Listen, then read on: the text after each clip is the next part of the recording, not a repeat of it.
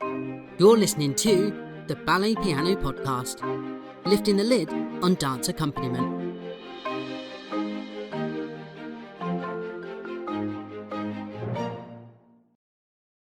Welcome, ballet fans, to another instalment of the Ballet Piano Podcast.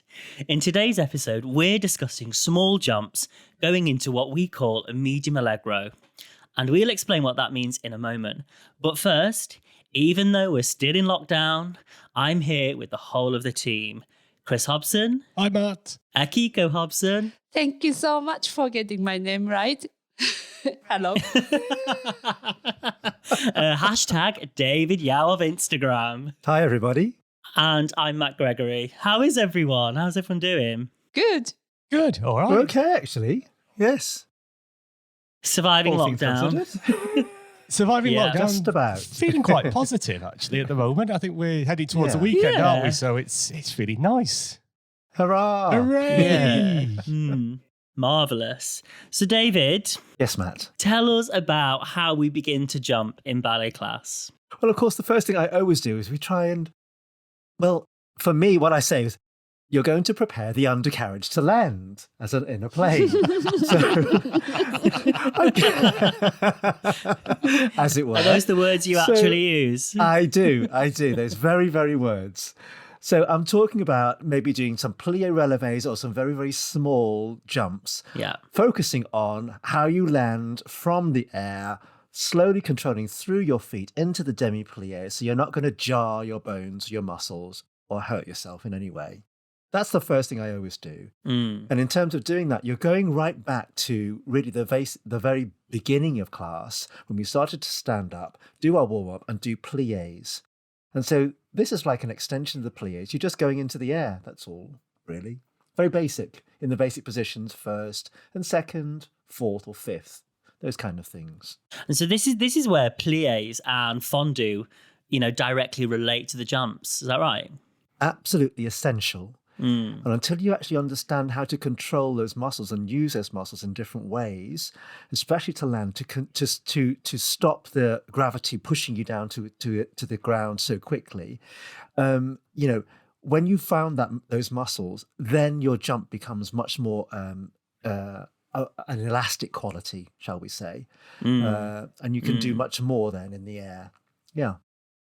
But I always start with that. And so what's the very first jump exercise that you would do then in the centre? So let's say I would ask for a steady 2-4 or maybe a 3-4 if I wanted more time. And we put our feet in basic position, first position, and we just do maybe some demi-plie and releve to start with. So I do 4-bar introduction, 5 and 6 and 7 and 8. And we do demi-plie 1, releve straight to demi-point 2, stretching your knees, and demi-plie, and then stretch your knees and stand on flat feet. And we do that 4 times. Bend and releve and bend and a stretch.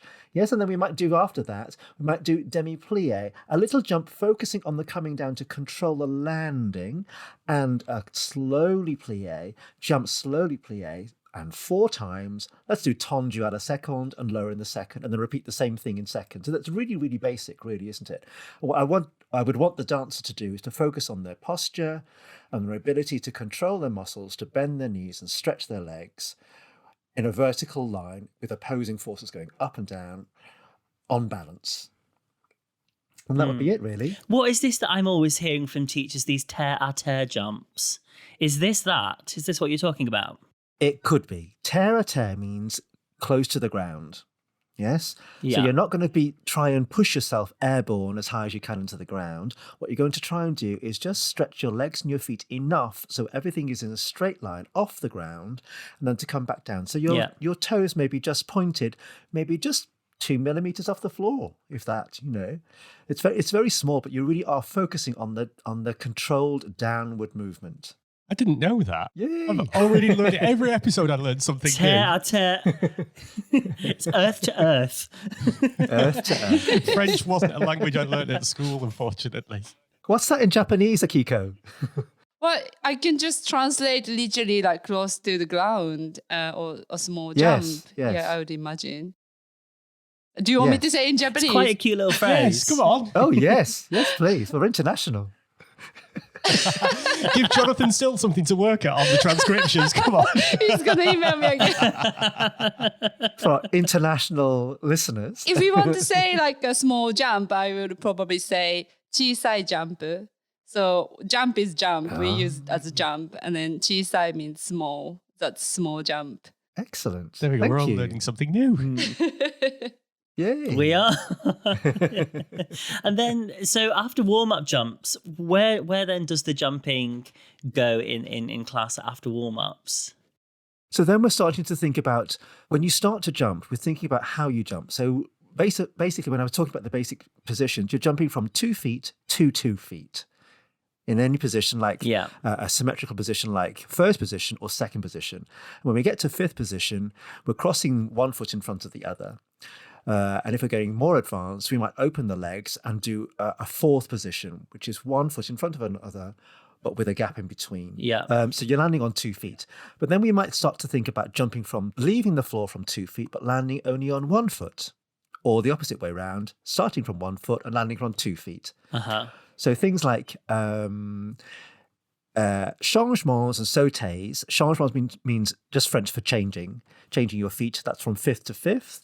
And you would do sautés in first or second position. And maybe you'd say you could do échappé, which means échappé means to escape. So you're moving your legs away from each other, let's say to the side, and you land with your legs in second position. And then you might jump and come back to fifth position. That would be a échappé changé. So you might be changing the fifth positions each time you do that step. You might do the same things in fourth position. That's 1 foot in front of the other.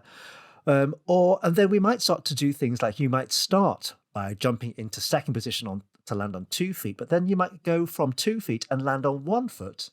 That might be, we call that a little seesaw step. Yes? Or you could do that from fifth position and land on 1 foot, a Petit seesaw. I mean, there are so many steps, aren't there, you can include? There are tons. Yeah. There are very variations of those kind of 2 to 1 or 1 to 2 jumps. Like an assemblé meaning to join your legs in the air in a crossed fifth position with pointed feet. You could start from a demi-plie in fifth position, brush your foot to the side or in any direction, front or back, and then jump off that 1 foot and join your legs in the air and then land on 2 feet. That would be an assemblé movement. Yeah. A 2 to 2 jump would be traveling, might be something like a seesaw. So you might start like in fifth position and you might jump up from 2 feet, move to the side and move your back foot out to the side and then land with it closing in the front. But you've moved sideways from where you started. Yeah. So then it starts to get more complicated, as you can see. I mean, there's just, you've got tendre cuisses, you've got... Yes.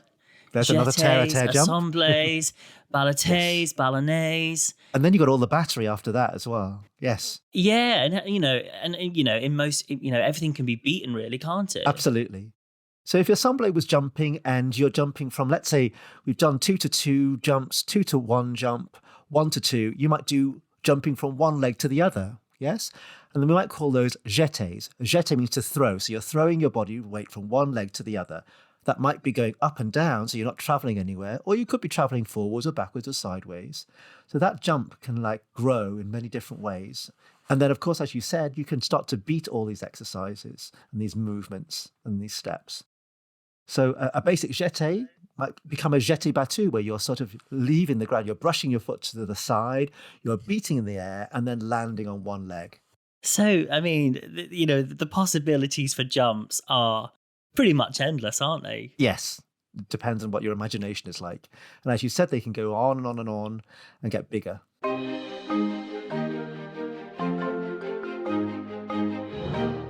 So, kids, what do we think about music? I like that. So, kids, I like that, Matt. Can we keep that for future? That was cute. You're my children. We're all family. I know I say this probably about all areas of music of class, but we can have fun here, can't we? Because your styles are going to be endless. You can go from rags, you can go from reels, you can go pretty much anywhere. You can have straight 2/4, swing 2/4, 6/8, 3/4. I've written down some of the time signatures that I've been asked for. 2/4, 6/8, 3/4, 6/4, 9/8. Oh yeah, I 9 don't I 8. love all those complicated ones. 9/8. We can't forget those tricky 9/8s. A triple. What was it from the RAD books? Was it triple jig, a 9/8? A 1 and a 2 and a 3 and a 1 and triple a 2 and a jig. 3. A 1 1 and a 2 and a 3 and a 1 and a 2 yeah. and a 3. Oh, I love all those. I'm not a fan. I mean, I'm not a fan of the 9/8. I'm a fan of the 2 4s and the 6/8s. because when you play a 6/8, it's just nice triplet feel Yes. in the square phrasing, Yes. isn't it? But 9/8 it's just like a 6/4 Nice and with all bouncy. the beats put in. Yeah. It never worked. Yeah. I don't feel it for a 9/8, if I'm honest with you. But that's just a personal thing. Maybe because TV theme tunes don't fit onto a 9/8. That's why. So classic 2/4 really for some warm-up jumps, isn't it? Or a little 6/8. Yeah. Yeah. What's your favourites? Favourites. Oh, all those Yes. Broadway 2s and musical theatre things, all those Irving Berlin stuff, they all work for lovely little love jumps. all those. Nice, good melodies. Yes. love those. Gershwin works as well. I like playing one tune, especially for warm-up jump, because it makes people giggle, is the It's a Hard Knock Life for Yes. warm-up jump. And then all the dancers just look at me and giggle, and it's quite fun. So give us some names of tunes. So I play things like I Got Rhythm, Yeah. Yep. Putting on the Ritz. Putting on the Ritz is in there. How about Mambo number 5, segueing into the Blind Date theme tune?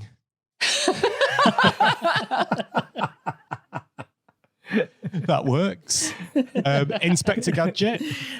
It's all about being nice and bright, Yeah. isn't it? And I think that's the thing. isn't helping the it? dancers to get off the Yeah. floor. Go traditional, go moon dance as well. That now is bright 2 4. That's what it is. Yeah. It's got a nice beat. And of course, lots of Scott Joplin rides Yeah, work for definitely. the jumps as well. I think when you're Yeah. a novice and you first start and you get to jumps, you just get the rags, don't you? You go back to your Scott Joplin rag books from when you were studying and when you were a youngster, and you're like, okay, right. You remember all some of the Christopher Norton rags as well from when we were, when you were quite a young pianist. And you're like, yes, some of these will work, and it ends up being a good go-to, doesn't it? And then what was that one that we saw recently, Mr. Yao, that a student said that he said their eyes roll a little bit when they die a little bit inside when they hear you say, "And we'll have a rag, please, Mr. Hobson," because they know it's not going to be easy. That's my code word. Yeah. If somebody asks me for a rag, I play rags that I know nobody else plays. Really? Because I've got a Joplin book full of rags. How yeah. about Ragtime? Wow. The musical, because that's not been around for well over a decade, has it? But it's just the opening from Ragtime. That's It's great. true. Yeah. That's true. Yeah, I know you play it, Yeah. Chris, don't you? Enjoy that. Going back to the technical elements, this is where the stride is really important for Yeah. jumps. Same as Yes. the big waltzes. If you play your stride in 2, that's your rhythm, Yeah. isn't it? Yes. That's your meter That's what we're going listening back and for. forth, Yeah. and then what you play on top is that's the fun Your bit. left hand's your metronome, and on the top's the decoration, isn't it? That's what's going to make people smile and what's going to give people the impetus to get through it. But the bottom is your left hand is just your metronome going tick tock, tick tock, tick tock, tick tock. Yeah, And absolutely. stop time Good as well way. if you want to throw the class off, or you Yeah, want to see definitely. if they've got a little bit of musicality. Yeah. Or just That's so crossfades and good. things. Yes, cross phrasing. And then what do we think about the differences between a 2/4 and a 6/8 and sort of the pros and cons and the benefits of using both? I think 6/8 gives a bit more time for the dancers to do things. Is that more time in the air? Is that right, David? It's more bouncy as well. It has a lighter feeling. Yeah. So it feels suspended, and that really does help. Yeah, I agree. Yeah. Because when I think of 6/8, it's 1 and a 2 and a 3 Yes. and a... It's like the landing is the rebound for the jump. Exactly. There's more time in the air, it feels. So it's a more springy jump. Yeah, you're quite right. You want that almost like that trampoline sensation coming off the ground. Yeah, absolutely. Am I right in thinking some steps lend themselves better to certain time signatures? Like jetés, you are on a 2 typically. Yes, because you're going up and down, straight up and down. Yeah. Yes, it's a very metronomic sort of feeling. But if you're going to do like what we call a ballet, which is like where you like do almost like a demi-plie in the air, and you hold your legs underneath you in fifth position, and then you land on one leg or the other, and you stretch the free leg in the air, either front or back, and then you change, so you're either going to the front or to the back alternately, and this kind of swinging movement in the air that you're like almost suspended. You need more time in the air to get your legs underneath you, so you need that 6/8 kind of rhythm, that almost 2 beats, up, 2 down, up, 2 down, to help you. I mean, the good example is that lovely Peasant Pas de Deux, Act 1 Giselle. Lovely, yes, perfect. I mean, that's just beautiful, isn't it? And it's so bouncy, so light, so effervescent. Yeah, it's lovely. Yeah. It's almost tailor-made for it. Yeah, totally. Yeah. You know, there's one step that I find it, maybe just for me, but I find it really unmusical, is the ton de cuisse. Ah. It's generally, if it's done incorrectly, it looks unmusical. Yeah. Yeah. But like Matt said, it's really is literally terre-à-terre. You are just only jumping to stretch your feet and your legs. That's enough. No more. And what happens is people get carried away, because a seesaw step, the jump I described before, where you're jumping off from 2 feet, and you're standing in the air almost like on one foot, and then you land on one foot and close the other leg, but you're moving in one direction or another. You often feel, dancers often feel like they want to get airborne, but a tom de cuisse, it's literally a step with the thighs. It should feel heavy in your legs because you're grounded to the floor, really. And so that's the essence of a tom de cuisse. Are some steps heavier than others, David? And some that you want to have sort of, let's say slightly heavier music for? So, if we go to like a 6/8, like a quadrille, yum, bum, bum, bum, as opposed to the lighter 6/8 that Matt sang earlier. If we were traveling and we were doing a galloping kind of a step, or something that needed more weight into the ground to push off and travel, yes, probably we would want more time, shall we say, musically, to get more things in. Or if you're going to you beat your legs in the air like a brise. So that's like an ensemble, which you would beat and then change your legs again when you land. It would need more time, really, for you to do that, because it's a trick in the air. Right. And if we compare that to something like the jeté, say, which is, am I right in thinking that's usually going to be a little bit lighter? Very light, much lighter. The jeté, you don't want heavy. So like, if we use what I think is your favorite, the Catharsis reel, the which is my go-to for any jeté. It's my favorite, but it's just because it's quick and it's light. Yeah. Yes. Yeah. And it's like water running over rocks. And for me, when you're doing Petit Allegro, small jumps, there are lots of times when you're jumping from one, as we talked before, about jumping from one leg to the other, or mixing a series of little jumps from 2 feet to 1 foot, 1 foot to 2, and then 1 to 1. You want the music to sort of run with you. And a reel is really one of those kind of pieces of music, which really it's exciting to do. But yeah, that's why I like it, because you've got to think like a hornpipe as well. Yeah, exactly. Because they just keep going, don't they? I like it, David, when you do groups of students doing like jetés from the back to the front and Petit Allegros exercises, because you can start to have fun with your melodies and you can start to go from tune to tune to tune, can't you? Yeah, more groups is better. More groups is better. You can, I mean, you can have fun. There's a video that you've put on the social media, Matt, isn't there, of Akiko and I duetting, and that was in a class for David, and it was so much fun. Yeah, it is fun. Well, when I say duets, we were pushing each other off the piano. But when you change up your tunes that often, it keeps everybody listening. Yeah. It does. And, absolutely. It's pure enjoyment, isn't it? Yeah. What I like to do is I like to start off, if I'm doing something complicated, like what Chris was saying, if I'm doing a complicated combination, what I'll do is start slowly, and then ever so often I'll just go over to Chris and say it a little bit faster. So by the time we've done it 3 or 4 times, we're going at super pace and everybody's laughing and giggling because they're just like, they can't fit everything in, but it's just like fun usually. And it's like, who's going to fall over first? Is it going to be the dancers because it's got so fast? It might have started at a semi-reasonable tempo of you want and a 2 and a 3 and a 4. And then by the end of it, each group's gone through it a couple of times. You go 1 and a 2 and a 3 and a 4 and a 5 and a 6. My fingers are going to fall off. You can see them trying to do the choreography. It's just like they're looking at you and smiling. It does create a great atmosphere in the class. It's good fun. It does. You do have to have that fun. Yeah. And if you'd asked the students to do it at that pace straight away, they probably would have looked at you as if you were like mad. Yeah. But it's like a sense of achievement. There's like a little sense of achievement when they've done it because they realise that they've been like going steadily faster and faster. Yeah. Yeah. It's like that at the company, like when, the ballet master sets something and you play something, and then once the dancers have done it once and they go around to do it again, it's so in their bodies. And then that's when I start to do a lot of tacit and stop time, play really high up on the keyboard and get them on their landings, and then change it up and play something really groovy at the bottom. It's just, that's when I really change up the music. Yeah, or changing it up in styles as well. Like, from a straight rag to a reel to something that's got swing quavers and things like, I quite like to do from that catharsis reel, which is straight quavers. You can go, I send it into something like, it's called the chicken reel, which is then swung quavers. And these are tunes I learned playing for a Scottish ceilidh band back in the day, so they've sort of become part of my repertoire. But there, and then you can go from that into, I don't know, like Brasileira or something like that. There's a lot of, you can pretty much go and then finish off with tequila and shout tequila from behind the piano. Yeah.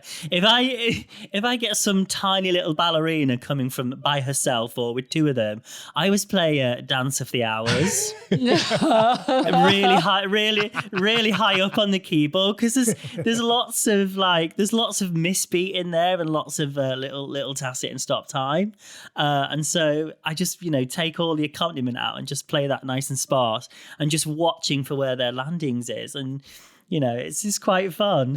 I love it when you guys play syncopated rhythms as well. That really complicates matters. That's the one, it's syncopation. Yeah, because we've not made it complicated enough already by speeding things up and changing all of the tunes up and the styles and the feels. Now we're just gonna bring in a load of syncopation as well. And it makes us feel really excited if the dancers react with our syncopated rhythm. Yeah. Not get too confused by the music. If you start going 1 and a 2 and a 3 and a 4 and a 5 and a 6 and a 7 and totally cross-phrasing, let's say over 8 or 16 bars, and you watch somebody doing fantastic little Petit Allegro through it and they're not thrown by it, and then you come together at the end, which is great. It's just that exciting feeling when you come together right at the end of the exercise, isn't it?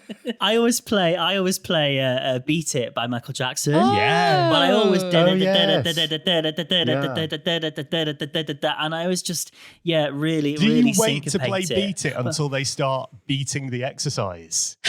Well, sometimes I do, and sometimes nobody gets Well done. it. If someone sets a clear battery exercise, then I'll play Beat It and see who gets it. And then you get really, and then it's like a little bit sad inside when people don't react that you're now playing Beat It. And he's like, I've put effort into this. I've saved this tune for the beat section and you're not, no one's reacting. It's because you think you're cool and you're not. I'm not cool anymore. I don't know half the stuff that the cool kids listen to. I'm not a cool kid. I don't think I ever was. I just pretended. I did a good job at faking it. Like I do in the studio now on a daily basis.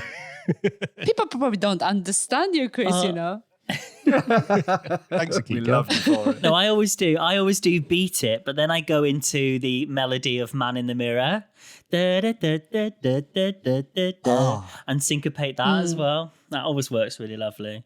But about this time now, when you start to add the beats, that's when they start to get that fearful face. They're like, oh my goodness, I've got to get my legs and everything around this now. That's why they don't look so happy.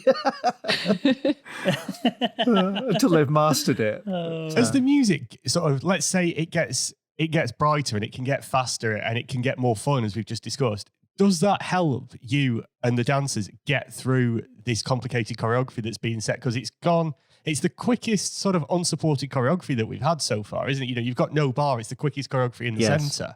So if you've got something like that, it could be a distraction as well, but it's also helpful. It's a very helpful distraction, to be honest. Because of the actual complexity of what you're asking them to do, what you want them to do is to challenge themselves to do this, because it is very complicated. And as I said, when I start slow and we go slightly faster, you can tell when they start to get to grips with it, it's their confidence sort of like growing and they're feeling better at it. And suddenly they're enjoying it, even though it's going faster and faster, and they're having fun. Yeah. Simply because they've repeated it and you've helped them do that with the jolly music that you've been playing to help them get through it. It's a really Brilliant. inspiring kind of part of the class. Yeah, totally. And what about different tempo for men and women? As the students become older, you do tend to want to have some of the exercises very different for the boys and the girls. So from like 13 onwards, we're starting to make the jumps for the boys a little bit more sturdier and more heavier. Maybe the same steps as the ladies, but just in the way that the gentlemen do it, because their musculature is developing differently. You want to actually guide them in a different way. Yeah. And so, yes, you want like sort of a heavy feeling to it. Let's say assemblays or the first few jumps, the battery. And then, of course, at the end of the class, when you're starting to get to do more virtuosic sort of like jumps, you want to slow down the music so there's more time in the air for them to sort of like hang in the air, shall we say, or do more things like beats or turns or things. Because, of course, with all the jumps, you can turn them all as well. So that's another added, challenge, and that needs more time in the air as well. So the more tricks, shall we say, that we put into the steps, the basic steps, the more time often you need in the air to execute that particular trick that you're doing. Yeah. I mean, I find at the company, for the men, I can't play slow enough sometimes.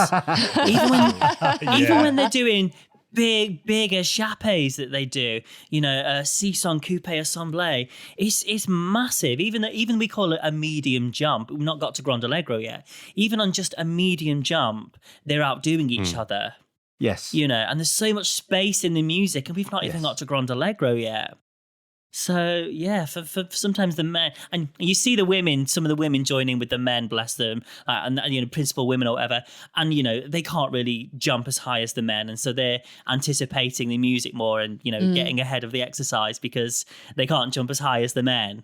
So I always try and mix it up Russian with men lady. and women.